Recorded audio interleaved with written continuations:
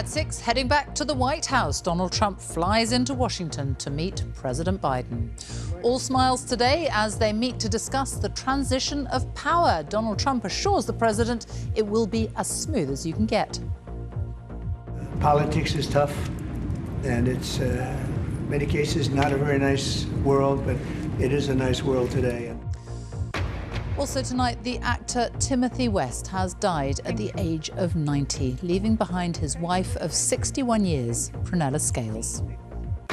Surprised at the Old Bailey as the father of 10-year-old Sarah Sharif, who was found dead at her home in Surrey, says he takes full responsibility for her death. That bloke, she's gone. Panic on Spain's Costa del Sol. Thousands of homes are evacuated in Malaga as more torrential rain sparks flooding. And was this whale really a Russian spy? Good morning, 6 o'clock. Here are headlines today. And after the resignation of the Archbishop of Canterbury, questions mount for the Church of England about who knew about the prolific child abuser John Smythe. The end of the line for train companies who disproportionately chase customers over dodging fares. The government's expected to announce a review after a graduate faced prosecution over a £1.90 mistake. Hundreds of jobs could go at the post office as it announces a radical shake-up of the business. In sport, Arsenal take aim in the Women's Champions League by beating Juventus to continue their recent stellar run of good form, as Manchester City also win. Good morning. There's some patchy mist and fog and frost around this morning. A lot more cloud across the north than we've seen yesterday, and it's going to turn much colder as we head through the weekend, but especially so into next week.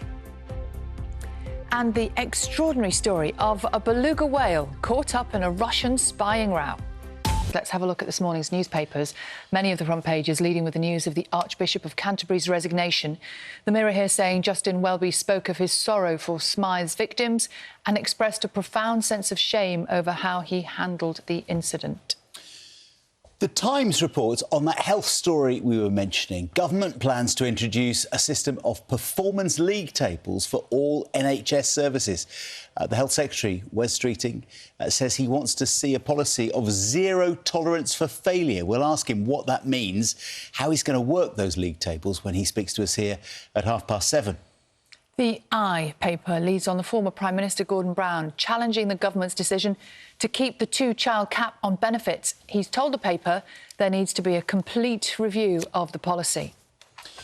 And The Sun reports on speculation about who could replace Gary Lineker as the host of Match of the Day. The paper claims that the BBC wants Mark Chapman and Kelly Summers to alternate as hosts and says that that is not necessarily going according to plan. There's no statement from the BBC on that yet. Inside the Times today, there's a great story about how you tell what the best type of dog to get if you want a really clever, intelligent dog. We have a lot of clever dogs here on the programme. We do, don't we? Apparently, the best dog to get is one with a very small brain. They're the cleverest.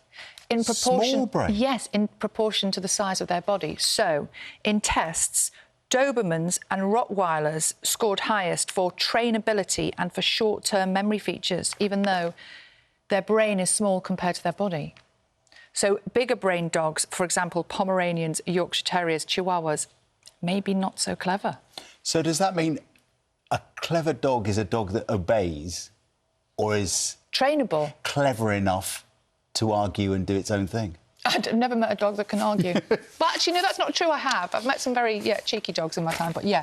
You know, yesterday morning we were talking about bike safety. Yes. And the police were warning people not to go out tracking their own bikes if they're stolen. Double we had a lock your demonstration here in the studio. Well, our colleague Faisal Islam, the BBC's economics editor, was on the Today programme yesterday morning. They were talking the same thing, and he revealed that his own bike had been stolen and that he'd been able to watch it and track it on his phone going around Acton Park Royal and Shepherd's Bush in London. But then he put out a warning on Radio 4. He said, whoever did take my bike from Shepherd's Bush, I'm just warning you, the bikes are rubbish. The brakes are rubbish. The brakes are rubbish. Yeah. If you've got Faisal's bike, let us know. And also, I wonder what the likelihood is of him getting that bike back, because according to the story that we did yesterday, it's not particularly great. And they were saying it's more reliable to get it back if you take it into your own hands, and very few prosecutions from the police. And the Daily Star is reporting that they've got proof that the Loch Ness Monster will be found in the next few years. along with other dinosaurs proof in that the it sea. will be found, not Yeah. proof that it exists. Yeah, well, that's yeah. a different thing. Proof that it will be found. It's because you've got a big brain. 23 minutes past I don't know 6. if I have, actually. Working tonight. Is she? Angela. No. Our secret filming reveals how Ask for Angela, a discreet code designed to help protect customers who are feeling unsafe, is not being enforced by many of the pubs, clubs and bars signed up to the scheme. If Ask Angela is at a bar, you're like, okay, they'll have my back. If anything happens, God forbid. We think that we're in an area that we're going to be safe, and it's really more than disappointing. It's putting women at risk. Also coming up on the programme, why an East London gymnastics centre, which has trained Olympic athletes, is facing closure. Plus, how one of the gladiators teamed up with Pudsey to surprise school children in Lewisham ahead of Children in Need Night. And We're coming to visit you. the other famous bear is hitting our screens again. We chat to the London writers of the latest Paddington film. The father of 10-year-old Sarah Sharif, who was found dead at the family home in Woking last year, has told a court he accepted full responsibility for her death. Irfan Sharif, along with her stepmother and uncle, had denied murder after Sarah's body was found with dozens of injuries. Guy's and St Thomas's hospitals have adopted drone technology to improve the time it takes to test blood samples. The drones are being used to deliver the samples to specialist testing labs in a fraction of the time it would take via road. And airline and tour operator Jet2 will start services out of Luton Airport. The company says it'll fly to 17 destinations across Europe and the Mediterranean from next summer and create 125 jobs.